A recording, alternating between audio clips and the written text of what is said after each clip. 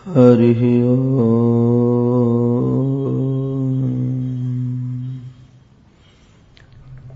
विश्वं दर्पणदृश्यमाननगरी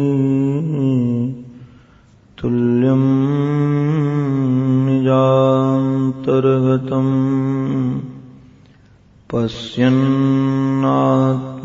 मायया बहिरिवो भूतं यथा निद्रया यः साक्षात् कुरुते प्रबोधसमये स्वात्मानमेवाद्वयम्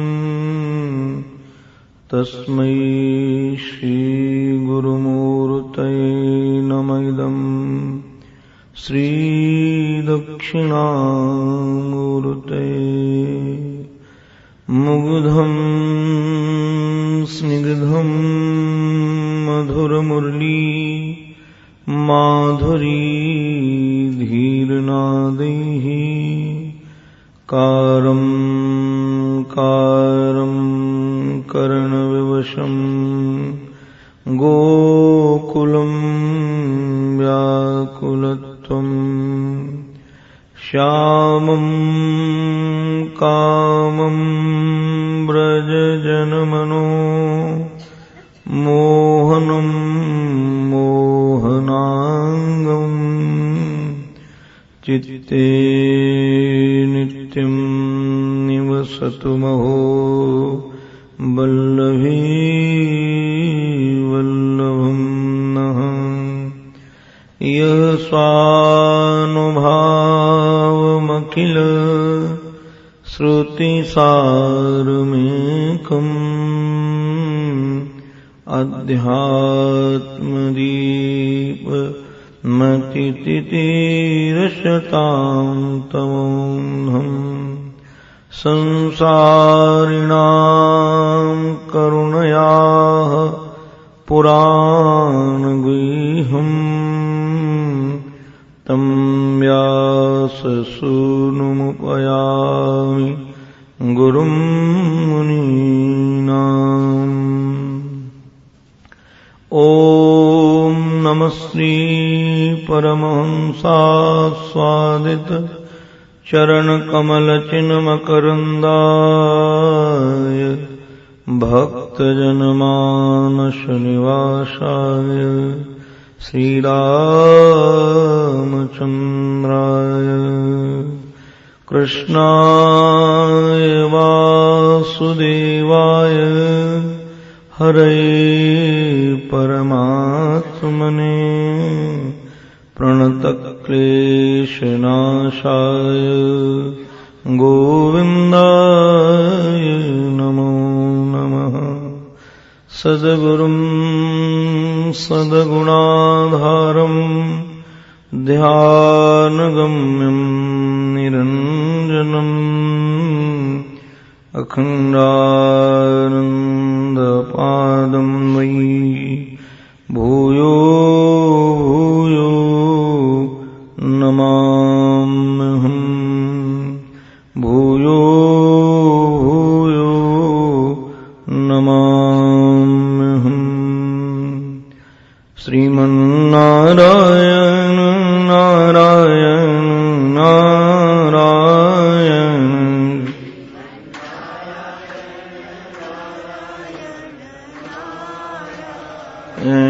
श्रीमन्नारायण नारायण नारायण श्रीमन्नारायण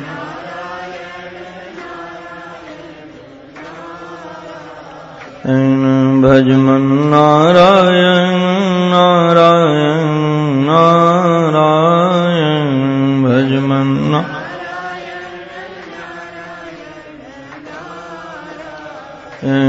भजमन्नारायण नारायण नारायण भजमन्नारायण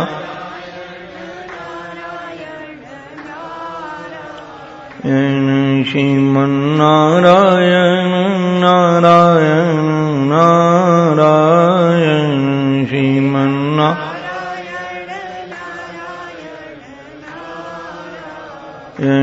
सद्गुरु नारायण नारायण नारायण सद्गुरु नारायण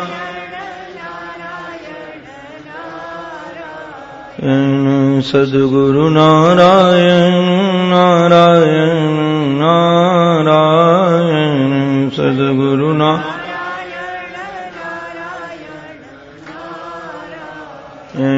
श्रीमन्नारायण नारायण नारायण श्रीमन्नारायण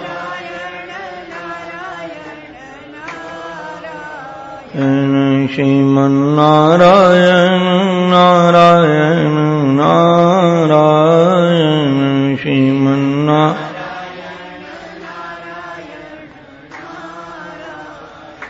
बोलो भक्तवत्सल भगवान की जय। सद्गुरुदेव भगवान वृंदावन बिहारी लाल की जय। जय जय श्री राधे जय जय श्री राधे जय जय श्री राधे।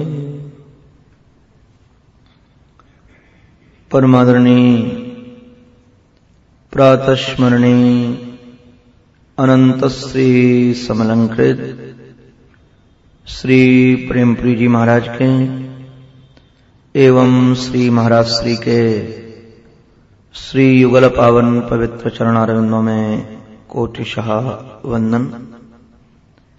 हमारे जीवन धन गोविंद की कथा से अनुराग रखने वाले भक्त वृंद एवं मातृशक्ति, आप सभी भी हमारे मनमोहन के ही अनेकानेक आकारों में विराजमान हैं। अपने आराध्य की ही अनेकानेक झांकी देख करके आप सबके भी पावन चरणों में मैं कोटिशः वंदन करता हूं। कुरुक्षेत्र का वह पावन पवित्र वातावरण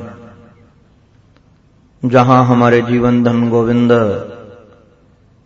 पांचों पांडवों के साथ विराजमान हैं श्री भीष्म पितामह के सामने। जब महात्माओं ने सुना, संतों ने सुना कि भगवान स्वयं गए हुए हैं भीष्म पितामह के पास में,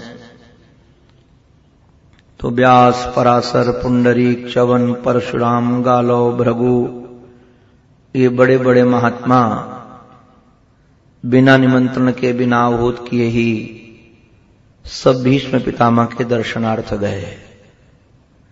स्वाभाविक है, जहां भगवान पहुंच जाएं तो भगवान के प्रेमी अपने आप ही पहुंच जाते हैं। प्रातःकाल आज मैं बैठकर चिंतन कर रहा था कि शायद जो सौभाग्य भीष्म पितामह को मिला है, न रामावतार में न कृष्णावतार में किसी को नहीं मिला होगा।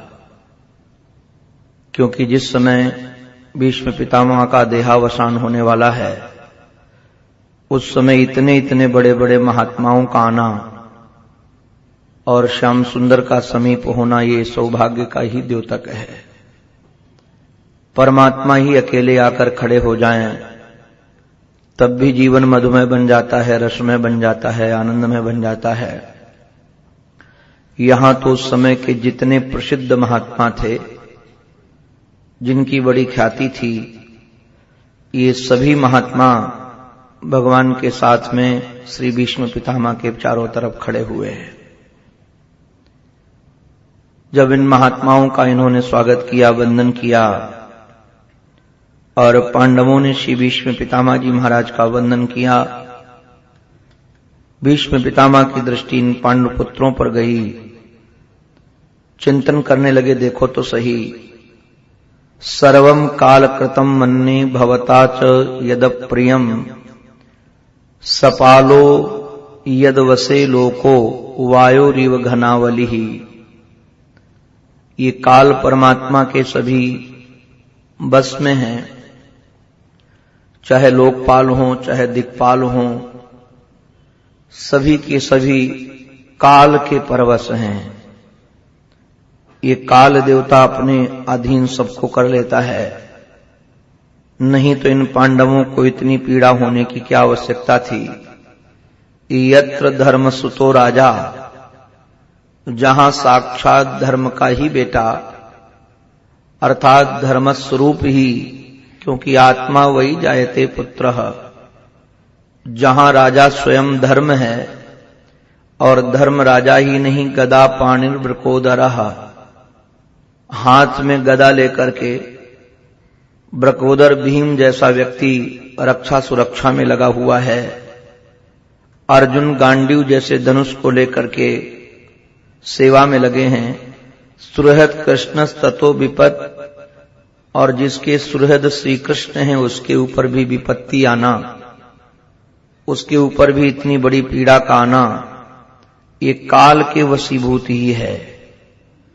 ये काल के कारण, समय के कारण इन लोगों को इतनी पीड़ा हुई।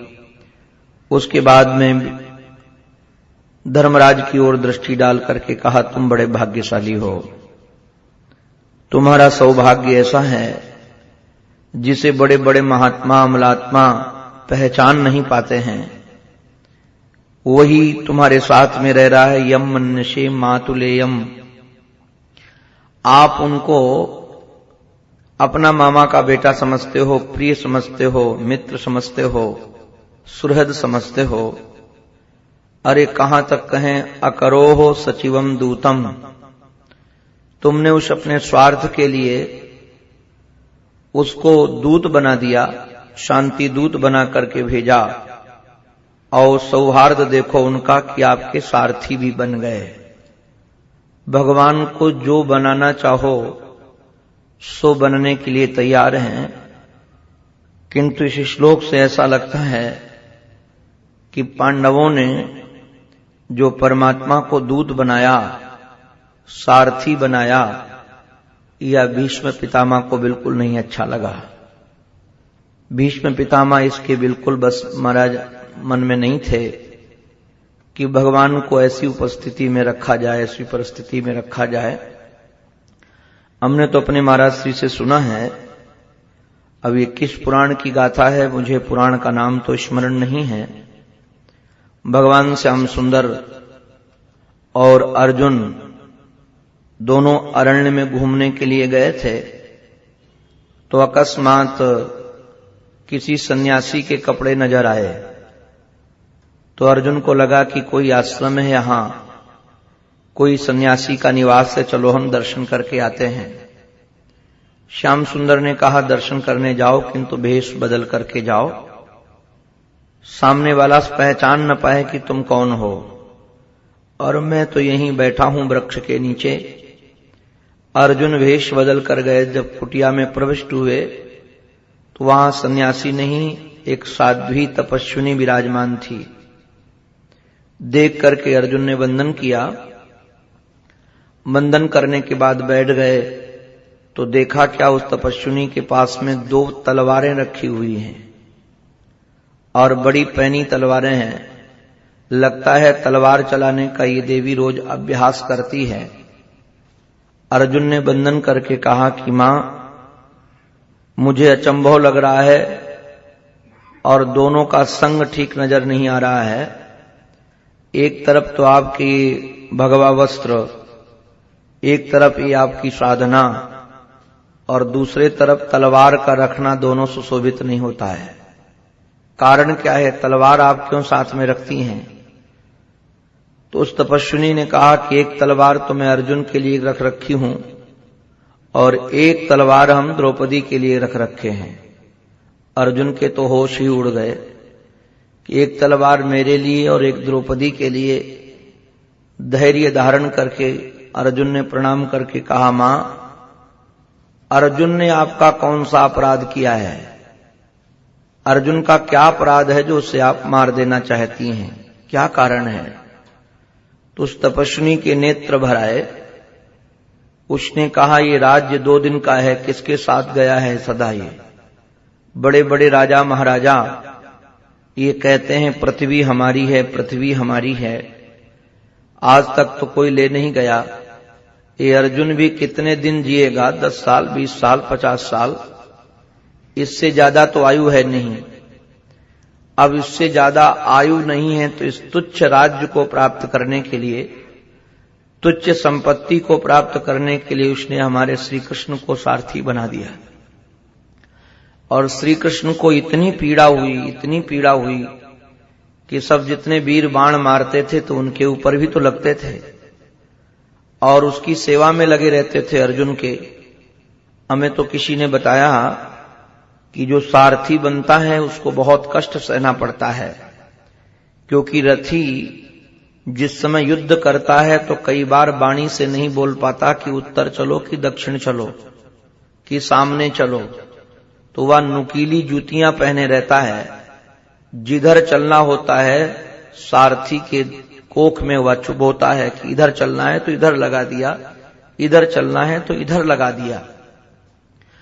तो देखो तुमने महाराज अर्जुन ने इतना बड़ा अपराध किया कि हमारे जीवन धन को सारथी बना दिया।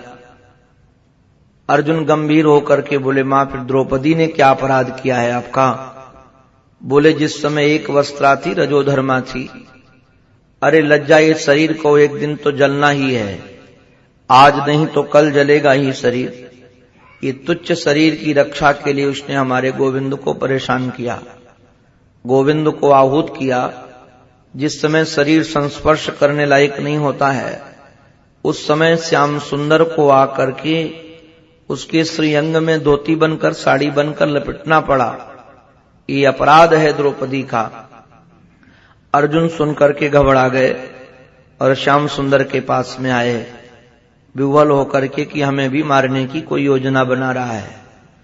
तो कहने का अभिप्राय ये है कि जो सहृदय भक्त हैं उनको लगता है भगवान को इस सेवा में लगाना उचित नहीं है। अरे भगवान को सारथी बना देना, सचिव बना देना। यम मन्यसे मातुलेयम प्रियम मित्रम सुहृतम, आपने अपना मित्र बना लिया, सुहृद बना लिया, ये तो ठीक था। अकरो सचिवम दूतम, सचिव बना करके तुमने भेजा। और सचिव जब बनकर गए तो भगवान को बड़ा अपमान सहना पड़ा। महाभारत युद्ध में वर्णन है। दुर्योधन ने तो कहा इसको पकड़कर कैद में डाल दो, जेल में पड़ा रहेगा, बुद्धि ठिकाने आ जाएगी। वो तो भगवान ने अपना विराट रूप दिखाया तो डर गया वो। तो ऐसे जगह आपने उनका प्रयोग किया। सर्वात्मन समदृशो, जो सर्वात्मा है, समुद्रिक हैं, उनके साथ ये व्यवहार हुआ। और बाद में कहते हैं कि अब हम तो धन्य हो गए। क्यों धन्य हो गए? बोले, भक्त्या आवेश्य मनो यस्मिन बाचा यन्नाम कीर्तनम त्यजन कलेवरम योगी मुच्यते काम कर्म भी। देखो, दुष्ट जन भी, काम से, क्रोध से, लोभ से, मोह से चिंतन करने वाले लोग भी परमात्मा में अपने मन को प्रविष्ट कर देते हैं। जैसे गोपियां काम से कृष्ण को चाहती थी किंतु उनकी वृत्ति तदाकार हो गई थी, कृष्णाकार हो गई थी। कंस भय से उनसे उनका चिंतन करता था, तब भी उसकी चित्तवृत्ति तदाकार हो गई थी भय के कारण। द्वेष के कारण शिशुपाल की वृत्ति तदाकार हो गई थी बार बार चिंतन करने के कारण।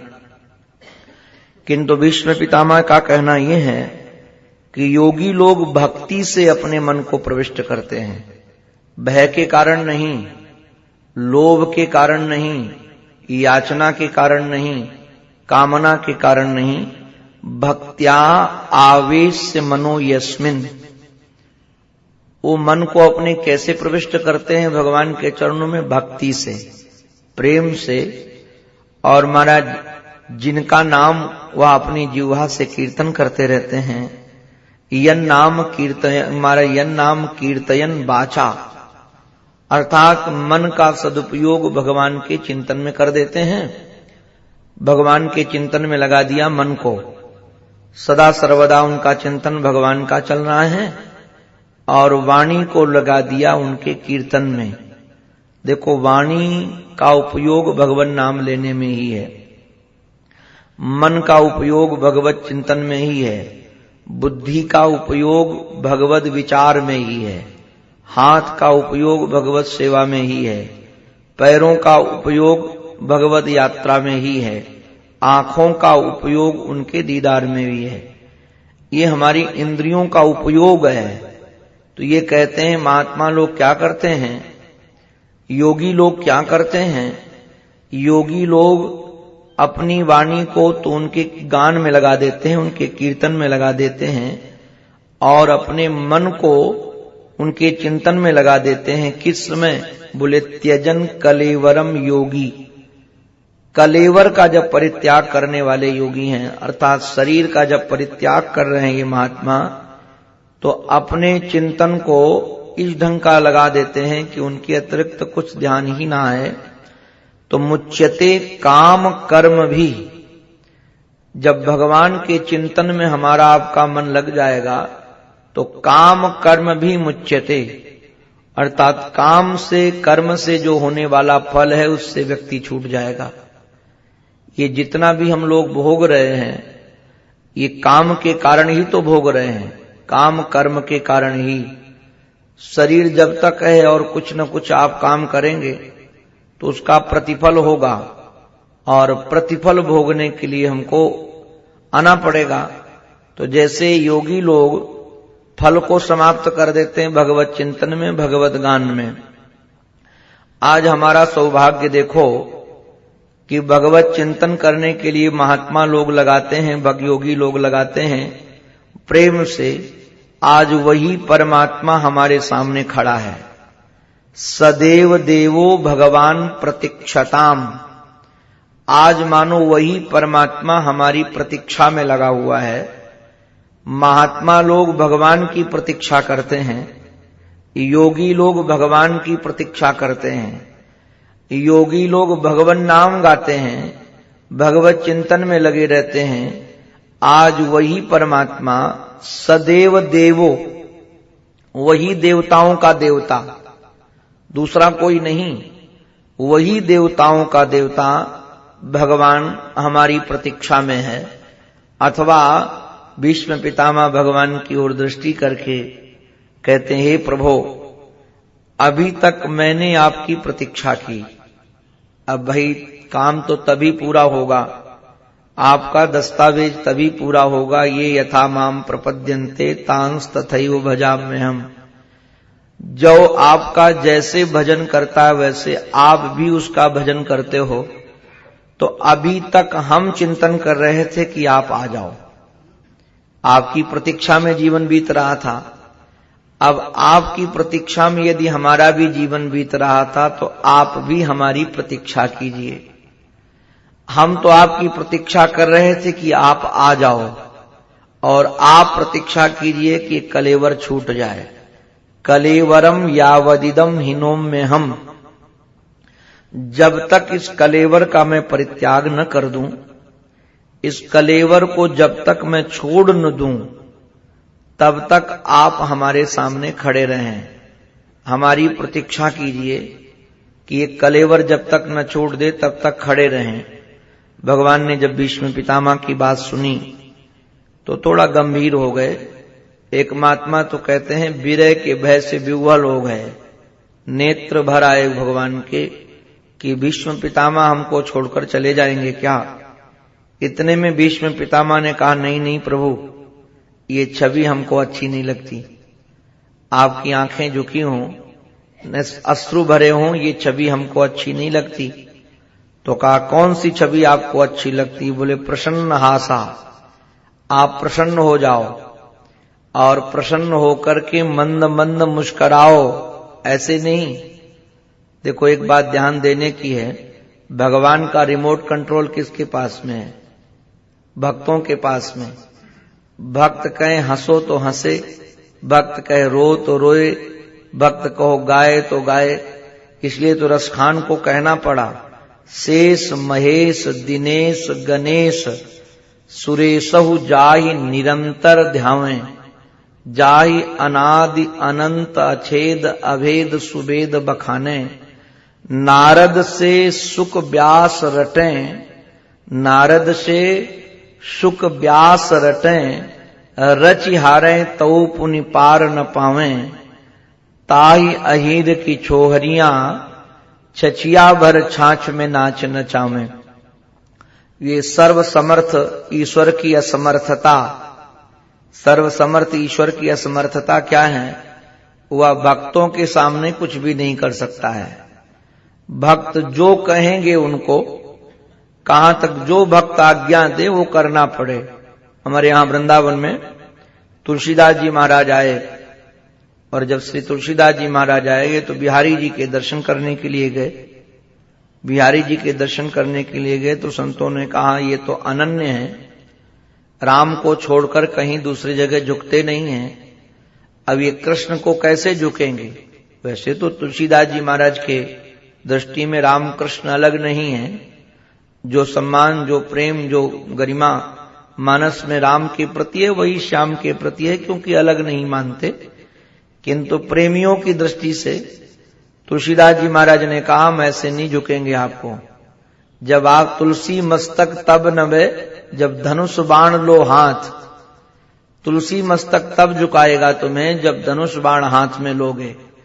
तो श्री ठाकुर जी को तुनस मुरली को धरकर एक कोने में धनुष बाण धारण करना पड़ा। तो ये देखिए, भगवान जैसे भक्त कहते हैं, जो भक्त कह दें भगवान वैसे करने के लिए तैयार हैं। हमको तो लगता है, अभी आपको सुनने को मिलेगा भीष्म पितामह के माध्यम से, कि कोई सेवक भी इतना आज्ञाकारी नहीं होगा जितना भगवान आज्ञाकारी हैं। कोई सेवक भी इतनी बात मानने को तैयार नहीं होगा जितने भगवान मानते हैं। जब भीष्म पितामह ने कहा कि प्रभु ये ऐसे आप दुखी होकर खड़े हो रहे हो, आंखें नीचे करके खड़े हो रहे हो, तो मुझे नहीं अच्छा लगता है। तो कैसे खड़े हो तुम ही बताओ, जैसे तुम कहो वैसे खड़े हो जाएं। तो कहा प्रभु आप प्रसन्न हासा, आप मंद मंद प्रसन्न होकर मंद मंद मुस्कुराओ और अरुणिमा नेत्रों से आप हमारी ओर देखो। और ऐसे ही नहीं, मुखाम भुजो ध्यान पथस चतुर्भुजा, आप दो भुजा वाले नहीं, आप चार भुजा वाले प्रकट हो जाओ। दो भुजा वाले तो अभी तक हम दर्शन कर ही रहे थे आपको। जो बड़े बड़े महात्मा, बड़े बड़े योगी जिसका ध्यान करते हैं, चतुर्भुज का, भगवान को विशेष लीला करनी होती। कई जगह आपको सुनने को मिलेगा भागवत में, जब कोई विशेष लीला करनी होती है तब कृष्ण हमारे चतुर्भुज हो जाते हैं, कोई विशेष लीला में ही। अब जब भीष्म पितामह ने कहा कि आप मंद मंद मुस्कुराओ, सामने त्रिभंग ललित गति से खड़े हो जाओ और रक्तिम वर्ण के नेत्रों से हमको निहारो, प्रेम भरी दृष्टि से, अनुराग भरी दृष्टि से हमारी ओर मुस्कुराते हुए निहारो, और चार भुजा वाले खड़े हो जाओ, दो भुजा वाले नहीं। भगवान तुरंत हाथ जोड़कर कहते हैं जो आज्ञा जहां पनाह, आप जो आज्ञा दो, चार वाला बनाओ, दो वाला बनाओ, एक वाला बनाओ, जैसे बनाना चाहो मैं तैयार हूं। भगवान चतुर्भुज होकर सामने खड़े हो गए। अब महाराज युधिष्ठिर ने जब देखा कि भगवान मंद मंद मुस्कुरा करके भीष्म पितामह को देख रहे हैं, भीष्म पितामह उनकी ओर देख रहे हैं, वैसे तो ये इतना आनंद हो रहा था, गदगद हो रहे थे देख करके, किंतु धर्मराज युधिष्ठिर को लगा कहीं ऐसा न हो, ये इतने विह्वल हैं और उत्तरायण का आने का काल हो गया है, ज्यादा समय उत्तरायण आने में नहीं है, और हमारे मानस की शंका कहीं शंका ही न रह जाए, कहीं हम अपने शंका का समाधान ही न कर सकें। वैसे ये समय तो उचित नहीं था। एक तो भक्त भगवान के ध्यान में डूबा हुआ है, इसलिए समय उचित नहीं था, और दूसरी बात ये भी उपदेश का एक समय होता है। अब कोई सो रहा है और सो करके जगा कर कहो जरा हमको ब्रह्मात्मैक्य बोध कराओ, होता है महाराज? लोग समय का ध्यान ही नहीं देते हैं। कई बार हम लोग जैसे कथा करके निकलते, 3 घंटे 4 घंटे भागवत की कथा करके प्रवचन करके जो निकलते हैं, तो पीछे से पैर पकड़ते हैं लोग और कहते हैं महाराज प्रश्न का उत्तर दे करके जाओ, अगर न संभलो तो नाक के बराबर गिरो और 3200 चली जाए बोलने के लायक न रहें। तो मैं कई बार चिंतन करता हूं कि समय भी नहीं देखते, किस समय कौन सा प्रश्न करना चाहिए, किस समय कौन सी बात कहनी चाहिए। जब युधिष्ठिर ने देखा शयानम सरपंजरे, सैया तो कर रहे हैं, सो रहे हैं सैया में, किंतु कैसी सैया में, सरपंजरे अर्थात बाणों के सैया पर सोए हुए हैं। और महाराज ऐसे बाणों की सैया पर सोए हुए हैं, कोई बाण ऐसे नहीं थे कि ऊपर से सोए हुए हों। आप कभी चित्र देखिएगा, बाण सामने से लगे थे और सामने से लग करके बाण पीछे गए थे। पूरे के पूरे बाण सामने से लगकर पीछे गए हैं और पीछे ही गिरे हैं, अर्थात सब शरीर में आर पार बाण हैं। कोई ऐसे नहीं कि सैया बिछा दी गई, जैसे कभी कुंभ आदि में आप देखे हो कई लोग कांटों की सैया पर सो जाते हैं। वो तो अभ्यास है, खाल इतनी मोटी हो जाती है कि कांटे चुभे ही नहीं। तो अब वो सोना कोई बड़ी बात नहीं, अभ्यास का खेल है। किंतु ये सोना तो ऐसा है सरपंजर में कि महाराज सामने से बाण लगे हैं और लग करके पीछे निकल गए हैं। ऐसी सैया पर महाराज ये लेटे हुए हैं। इन्होंने हाथ जोड़ करके भीष्म पितामह को कहा, पितामह हम आपसे कुछ पूछना चाहते हैं। क्या पूछना चाहते हो? अपृक्षद विविधान धर्मान ऋषीणाम चानुशृण्वताम।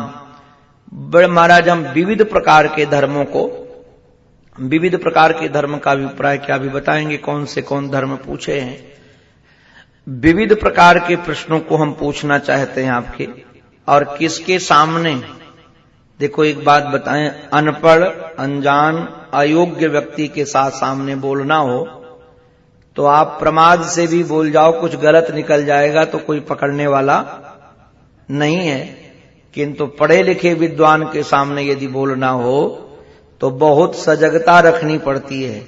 बहुत, हम लोग तो अनुभवी हैं, वृंदावन में, ऋषिकेश में, हरिद्वार में कभी कथा होती है और जब आकर सब बड़े बड़े विद्वान बैठ जाते हैं कथा सुनने के लिए तो पूरे दिमाग को सुव्यवस्थित रखना पड़ता है कि कहीं भी एक ऐसा वाक्य नहीं निकलना चाहिए जो अशुद्ध हो, भाव की दृष्टि से, व्याकरण की दृष्टि से, नीति की दृष्टि से, क्योंकि उनको सब ज्ञान है तो उनको ये न लगे कि अशास्त्रीय प्रवचन हो रहा है। और यहां तो व्यास, पराशर, पुंडरीक, च्यवन, परशुराम, गालव, भृगु, ये सब बड़े बड़े महात्मा खड़े हैं और सब महात्माओं के सन्मुख इनको बोलना है, महात्माओं के सामने प्रवचन करना है। अब महाराज जब इन्होंने प्रवचन के बारे में कहा कि सुनाइए, तो यथा वर्णम यथा श्रमम। देखो ध्यान दीजिएगा, एक ही धर्म सबके लिए नहीं होता है, एक ही कानून सबके लिए नहीं होता है। ब्रह्मचारी का धर्म अलग है, गृहस्थ का धर्म अलग है, वानप्रस्थ का धर्म अलग है और सन्यासी का धर्म अलग है। कई बार जो महाराज गृहस्थ के लिए धर्म है वह ब्रह्मचारी के लिए अधर्म भी है। गृहस्थ आश्रम में पत्नी के साथ मिलना धर्म है, ब्रह्मचारी के लिए अधर्म है, सन्यासी के लिए अधर्म है। तो आवश्यक नहीं है कि एक ही धर्म सबके ऊपर लगे। अब देखो जो बॉर्डर पर खड़ा हुआ सैनिक है उसको दुश्मन को मारना धर्म है। यदि सामने से दुश्मन आता है तो उसको वो मारेगा तो उसको इनाम मिलेगा, चक्र मिलेंगे।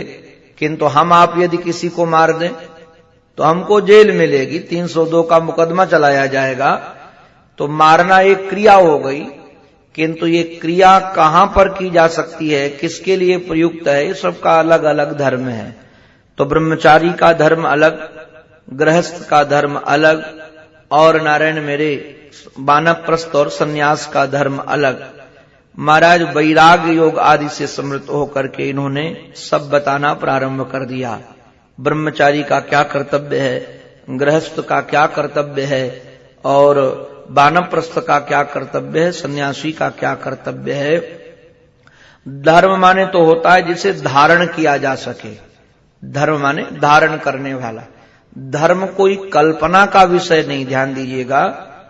धर्म आप अपने आधार पर निश्चित कर लोगे तो धर्म नहीं होगा। कई लोग हमसे आकर के पूछते हैं कि जो महाभारत युद्ध था वो धर्म था कि अधर्म था।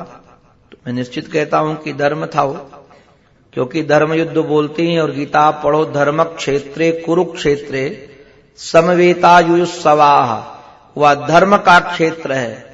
जहां युद्ध हो रहा है वहां अधर्म कैसे होगा। एक सज्जन तो 108 अधर्म की सूची बनाकर हमारे पास लाए कि महाभारत युद्ध में पूरा का पूरा माला पूरा 108, हमारे पास कागज शायद वृंदावन में पड़ा होगा, 108 अधर्म हुए हैं। तो हमने कहा बताइए तो सही। तो पूरा महाराज भगवान को भी अधर्म लिया। उन्होंने कहा देखो, मारा हाथी अश्वत्थामा, और जाकर धर्मराज से कहा कि अश्वत्थामा मर गया। और बाद में जब कुंजरोवा बोलने का समय आया तो श्याम सुंदर ने शंख बजा दिया, अधर्म है कि नहीं। जयद्रथ का वध करना था, ये 2-4 सुना रहा हूं मैं।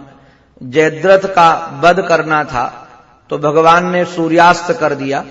वो बेचारा जब जाकर के सैया में, मृत्यु सैया में सोने वाला था तो सूर्योदय कर दिया, पुनः सूर्य को निकाल दिया। ये अधर्म है कि नहीं। एक नहीं, लास्ट का भी एक बता दें। जब दुर्योधन अपने प्राणों को बचाने के लिए सरोवर में छुप गया, उस समय भगवान पांडवों को ले जाकर ललकार लगवाए। निकल कर दुर्योधन आया तो गदा युद्ध का कानून है, जो कानून है वही धर्म है ना। गदा युद्ध का कानून है, गदा युद्ध का धर्म है कि कटी भाग के नीचे कभी गदा का प्रयोग न किया जाए। किंतु श्याम सुंदर के इशारे पर दुर्योधन के कटी भाग के नीचे भीम ने प्रयोग किया कि नहीं किया, मारा ही। तो उन्होंने कहा नंबर 1 का अधर्म युद्ध है। दोनों तरफ से अधर्म हुआ है, भगवान की तरफ से भी अधर्म हुआ और कौरवों की तरफ से भी, पांडवों की तरफ से भी। इतने छल कपट हुए कुछ पूछो नहीं। तो हमने कहा धर्म का निर्धारण आप अपनी मति से मत करो। धर्म का निर्धारण अपनी मति से नहीं किया जा सकता, शास्त्र विधि से, क्योंकि वेद प्रणीतो धर्म ह्यधर्मस्तद विपर्यया। वेद में जो प्रतिपाद्य है उसका नाम धर्म है। तो वेद में प्रतिपाद्य क्या है? हमारे यहां अगर एक गांव की रक्षा होती हो तो एक आदमी को मार देने से गांव बचा लेना धर्म है। एक जनपद की रक्षा के लिए गांव को नष्ट कर देना धर्म है। एक देश की रक्षा के लिए प्रदेश को समाप्त कर देना भी धर्म है। धर्म कोई जड़ नहीं है। मैं कई बार प्रश्न पूछता हूं, हाथ काटना धर्म है कि अधर्म है? अरे भाई, अगर हाथ में ऐसा कोई रोग लग गया है जिसके कारण संपूर्ण शरीर हमारा खराब हो रहा है, संपूर्ण शरीर हमारा दूषित हो रहा है, मृत्यु की ओर जा रहा है, तो हाथ काट देना धर्म हो गया। अब देखो, डॉक्टर हाथ काटता है, पैर काटता है किसी रोग के कारण, तो हम धन्यवाद भी देते हैं, थैंक यू बोलते हैं और दक्षिणा भी दे के आते हैं। वह आपने बहुत अच्छा किया, हमारा हाथ काट दिया, बहुत अच्छा किया, हमारा पैर काट दिया। तो क्यों काटा उसने? डॉक्टर ने इसलिए काटा है वो पैर या हाथ, हमारा कोई अंग, क्योंकि अगर वो न काटा जाता तो शेष अंग खराब हो जाते। तो प्राणों की रक्षा के लिए यदि इसको मार दिया गया, काट दिया गया, तो किसके लिए? धर्म की दृष्टि से। तो क्रिया विशेष का नाम धर्म नहीं कह सकते हैं। धर्म उद्देश्य प्रधान होता है। तो भगवान के सामने देखो, भगवान भी खड़े हैं धर्म स्वरूप, बड़े बड़े महात्मा खड़े हैं, सबके सामने ये वैराग्य से समृद्ध संपादित वाणी श्री भीष्म पितामह बोलना प्रारंभ करते हैं। मुझे कई बार लगता है ये लोगों की कितनी चित्तवृत्ति गंभीर होगी और कितने सुलझे हुए लोग होंगे। हम लोगों को तो यदि माइक ठीक न मिले तो श्लोक भूल जाते हैं, माइक ठीक न मिले तो श्लोक भूल जाते हैं, वृत्ति ठीक नहीं रहती है। और ये लोग देखिए तो सही, सरसैया पर पड़े हुए हैं, कितनी पीड़ा होगी, कोई सामान्य पीड़ा होगी क्या? यहां थोड़ी सी पीड़ा, एक कीड़ा काट जाता है, कई बार माला पहनने में बड़ा कष्ट है जी। लोग समझते होंगे माला पहनने में बहुत सुख है, किंतु माला पहनने का कितना दुख है ये तो माला पहनने वालों से पूछो। जो जहां होते हैं उनको वहां की पीड़ा पता चलती है। कई बार कथाओं में लोग माला पहनाते हैं और हम उतारना भूल जाएं जल्दी से। वैसे बंबई में ऐसे माला कम मिलते हैं, बाहर ज्यादा मिलते हैं। तो महाराज, अगर थोड़ी देर भी प्रमाद हो जाए माला उतारने में, तो जो उसके कीड़े होते हैं वो काट जाते हैं। अब वो 3 घंटे तक चित्तवृत्ति वहीं जाती है, कीड़े जहां काटे बार बार हाथ जाएगा, बार बार कर लाएगा। तो मैं कई बार चिंतन करता हूं, ये कीड़े की पीड़ा सहन नहीं हो रही है तुमको, बार बार मती जा रही है। भीष्म पितामह जैसे लोग सरसैया पर लेटे हुए कितने सजग हैं बोलने में, कितने सावधान हैं, कितने प्रमाद रहित हैं कि दान धर्मान, राज धर्मान, मोक्ष धर्मान विभागसः, स्त्री धर्मान, भगवत धर्मान, समास व्यास योगतः। सबसे पहले तो इन्होंने राजदान धर्म का वर्णन किया, क्योंकि दान भी हमारे जीवन में बहुत जरूरी है। ध्यान दीजिएगा, जैसे शरीर के लिए स्नान बहुत जरूरी है, अगर आप शरीर को स्वस्थ रखना चाहते हो तो स्नान जरूरी है कि नहीं जरूरी? शरीर स्वस्थ रहे इसलिए स्नान चाहिए, वैसे धन स्वस्थ रहे इसलिए दान चाहिए। अगर धन को स्वस्थ रखना चाहते हो, और देखो स्वस्थ आहार से आपका शरीर स्वस्थ रहता है, वैसे स्वस्थ धन के प्रयोग से हमारा मन पवित्र रहता है। आप लोग कई बार मुहावरा सुने होंगे कि जैसा खाओगे अन्न वैसा बनेगा मन। तो पवित्र अन्न खाने से हमारा मन पवित्र बनता है। तो पवित्र अन्न कौन है? भाव से पवित्र बना हो और दान आदि से धन पवित्र हुआ हो, क्योंकि दान के किए बगैर धन पवित्र नहीं होता है। पवित्र करके जो दान धर्म महाराज जिन्होंने बताया कि दान धर्म किसको कहता, दान देने में थोड़ा सजगता भी चाहिए, सावधानी भी चाहिए। ये नहीं कि बेईमानी से कमाकर दान दिया जाए तो बहुत पुण्य, ऐसा नहीं है। आप भले ही अल्प दें, भले ही थोड़ा दें, किंतु वह ईमानदारी का होना चाहिए। महाभारत आदि में वर्णन है कि महाराज ऐसे ऐसे उपाख्यानों का वर्णन है कि टुकड़े खाकर साधु जीना चाहता है, भिक्षा लेकर जीना चाहता, राजा महाराजाओं का नहीं खाना चाहता। अगर दबा दिया जाए तो रक्त रंजित है। रक्त रंजित मालपुआ भी, रक्त रंजित माने पीड़ा से दिया हुआ, पीड़ा से लिया हुआ, वह रक्त रंजित है। तो इन्होंने दान धर्म का वर्णन किया, राज धर्म का वर्णन किया। राज धर्म का अभिप्राय साम दाम दंड भेद, ये राज धर्म है। साम दाम दंड भेद, राजा को ये सब अपनाने पड़ते हैं राष्ट्र की रक्षा के लिए, राष्ट्र की सुरक्षा के लिए। हमारे तो मान जी महाराज कहते थे, बड़े महाराज जी हमारे कहते थे, महंत बनने के लिए, तो छोटा सा राज्य है, आश्रम चलाने के लिए भी 100 इंद्र की कुटिलता चाहिए। लीजिए, 100 इंद्र की कुटिलता चाहिए। संस्थाएं भी या राज्य भी कोई साधुता से चलने वाला नहीं है। आप साधु बन करके बैठोगे तो सब लूट कर ले जाएंगे। हम देखते हैं जो गद्दियों पर बैठे होते हैं उनको कितनी बुद्धि लगानी पड़ती है, कितना सब करना पड़ता है, क्योंकि हम लोग अनुभव करते रहते। तो मैं सोचता हूं छोटे से स्थान को संभालने के लिए, जहां 2-4 हजार आदमी रहते उसको संभालने के लिए सब चीजें चाहिए, तो जो राजा है उसको तो संभालने के लिए क्या क्या नहीं चाहिए।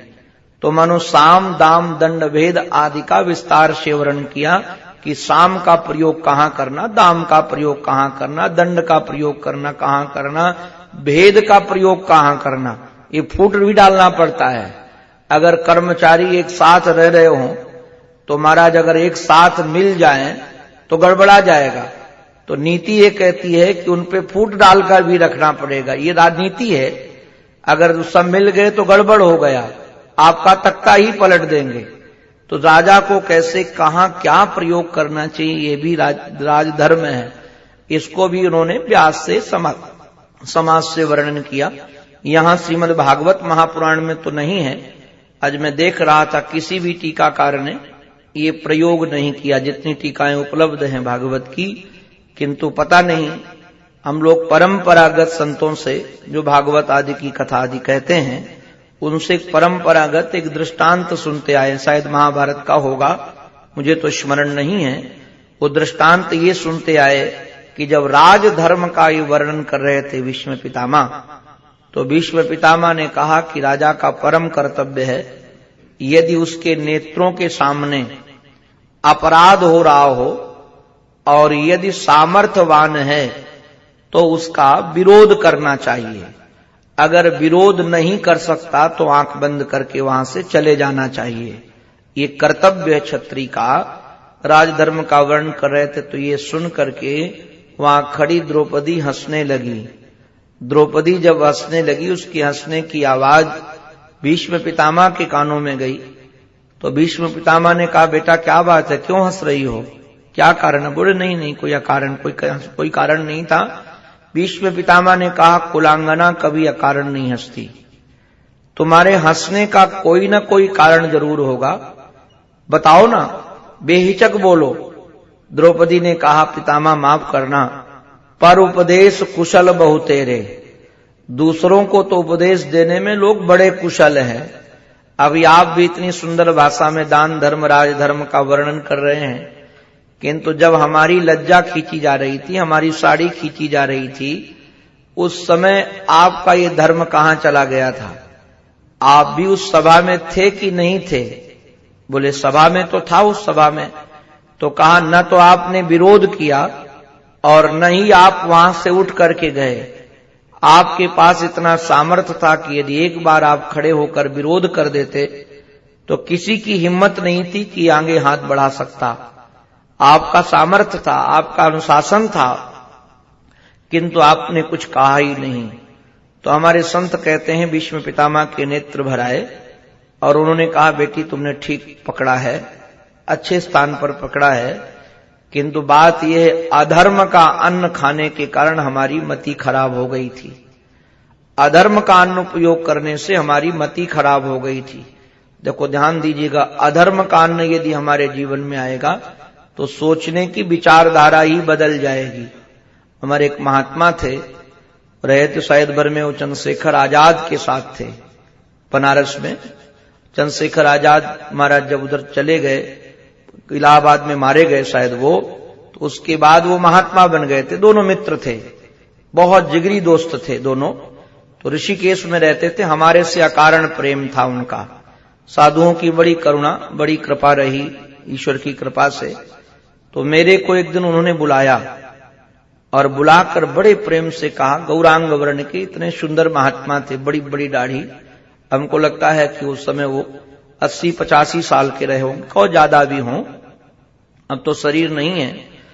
मेरे से उन्होंने एक दिन प्रेम से कहा ब्रह्मचारी, ये दान का जो अन्न खाते हो, बोले दान के अन्न के बड़े बड़े दांत, उनका सुनाया हुआ है, दान के अन्न के बड़े बड़े दांत, करो भजन नहीं फाड़ देंगे आंत।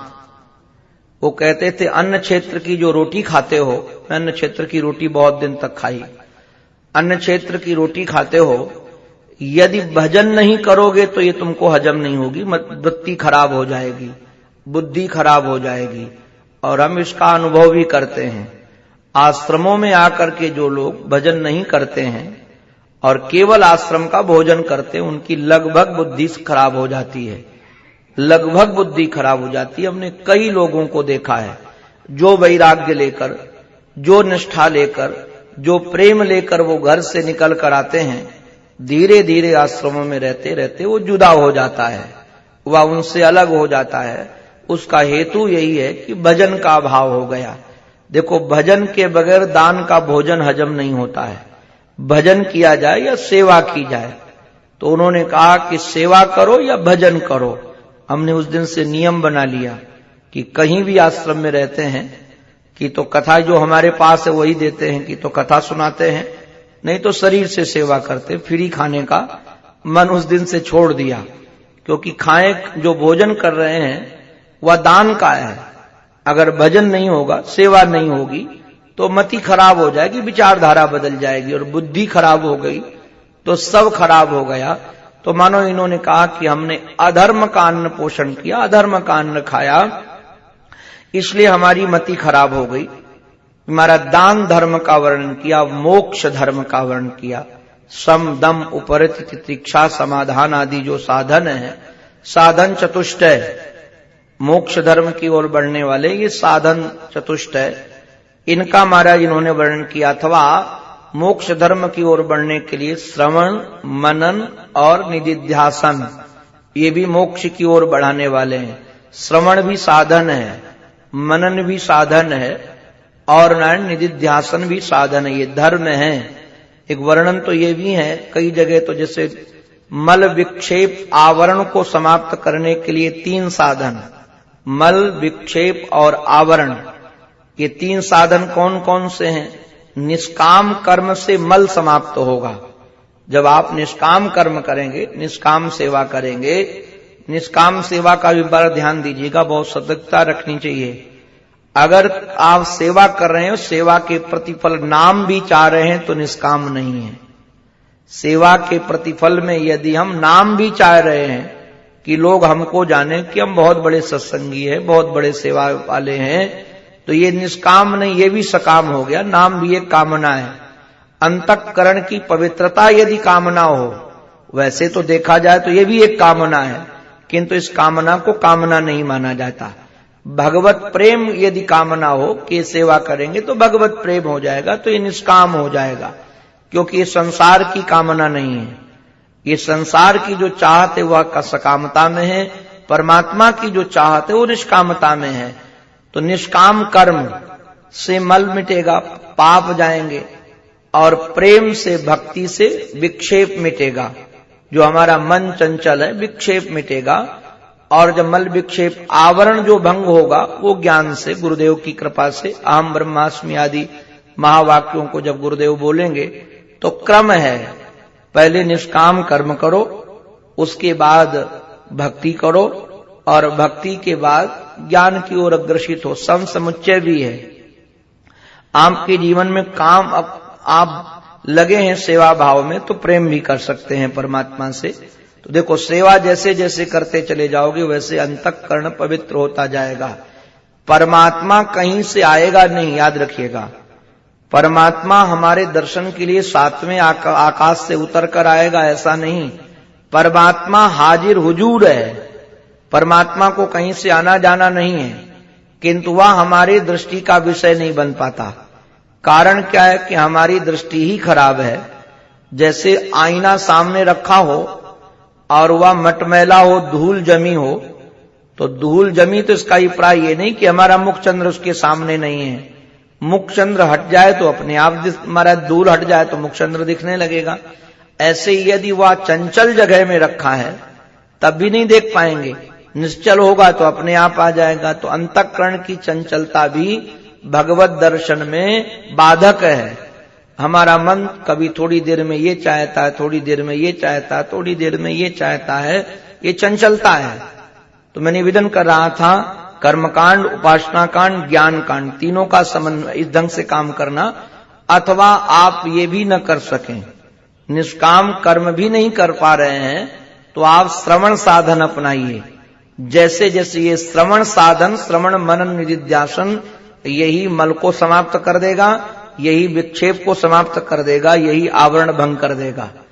जैसे जैसे श्रवण करते रहेंगे तो मानो मोक्ष धर्म की ओर बढ़ने वाले साधनों को इन्होंने बताया। और ऐसे नहीं, विभाग से अलग अलग ढंग से महाराज बताया। फिर स्त्री धर्मान, स्त्री धर्म का भी इन्होंने निरूपण किया। पातिव्रत आदि धर्म, कैसे जीवन में स्त्रियों को धारण करना चाहिए, उसकी क्या विधा है। और उसके बाद भगवत धर्म, भगवान की ओर बढ़ने वाले जो भागवत धर्म है, उसका भी महाराज इन्होंने वर्णन किया। और ऐसे नहीं, समास व्यास से किसी चीज का विस्तार किया और किसी वस्तु का व्यास किया। व्यास माने विस्तार, किसी का समास, संक्षेप में। कई चीज छोटे में बोल करके चलेंगे, किसी का विस्तार। हम लोग प्रवचन में यही तो करते हैं, कहीं समास करते हैं, कहीं व्यास करते हैं। क्योंकि भागवत आदि की कथा दी एक ही ढंग से कहने लगे, व्यासई में लग जाए तो महाराज विस्तार में ही लग जाए तो भागवत कभी पूरी न हो। ये तो ऐसा ग्रंथ है, तो कहीं समास करना पड़ता है, कहीं व्यास करना पड़ता है। इस प्रकार से महाराज ये धर्म का वर्णन करके इतने में देखा सबके सामने, धर्मम प्रवदत तस्य सकाला प्रत्युपस्थिता। ये धर्म का उपदेश कर रहे थे, तब तक वह काल आ गया। कौन सा काल आ गया? यो योगिनः, जो बड़े बड़े योगी लोग महाराज जिस काल की प्रतीक्षा करते हैं, जिस समय की प्रतीक्षा करते हैं उसका नाम उत्तरायण है। वह उत्तरायण काल आ गया। उत्तरायण काल आते ही महाराज इन्होंने भगवान की ओर निहारा। जो सुंदर चतुर्भुज वाले भगवान सामने खड़े हैं और महाराज सुंदर पीतांबर पहने हुए हैं, मंद मंद मुस्कुरा रहे हैं, उनका चिंतन करते करते इनका हृदय बिल्कुल पवित्र हो गया। और पवित्र हृदय के बाद इन्होंने अपने हृदय की बात भगवान के श्री चरणों में समर्पित करना प्रारंभ किया। ऐसे ढंग से सुंदर अपने भाव इन्होंने व्यक्त किए हैं। वैसे तो ये भीष्म पितामह की जो स्तुति है तो 11 श्लोकों में और पुष्पिताग्रह छंद में है। कल मैं छंद की विशेषता आपके सामने रखूंगा। ऐसा लगता है कि भीष्म पितामह ने इन 11 श्लोकों के माध्यम से अपनी 5 ज्ञानेंद्री, 5 कर्मेंद्री, एक मन का ही समर्पण भगवान के चरणों में किया है। मानो अपने भावों को पुष्प बना करके बड़े भावपूर्ण हृदय से ये समर्पित कर रहे हैं। पहले उपदेश किया, अंतःकरण के भाव को निकाल दिया। अब अंतःकरण के भाव को निकालकर बिल्कुल रिक्त होकर के भगवान की ओर निहार कर अपनी बात कह रहे हैं। कैसे ये बात कह रहे हैं उसकी क्रमशः चर्चा करेंगे। अंत में अपने आराध्य के पावन चरणों में हमारी यही प्रार्थना है, हमारी मति, रति, गति बस उन्हीं के पावन पवित्र चरणारविंदों में बनी रहे। इसी प्रार्थना के साथ ये उनकी वाणी उन्हीं के पावन पवित्र चरणारविंदों में समर्पित। बोलो भक्तवत्सल भगवान की जय।